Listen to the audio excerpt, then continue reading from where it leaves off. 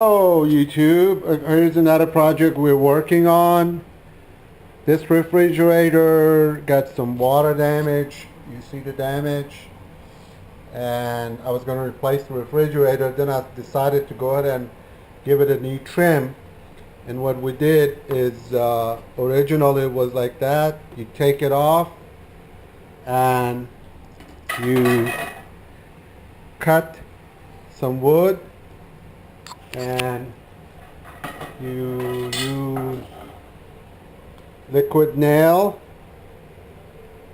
Okay, put it over here, and the final piece will be like this.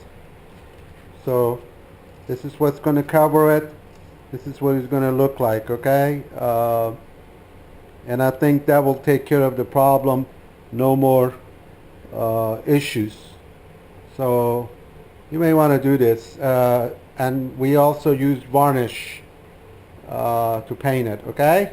Good day. It's a pretty good project. Easy.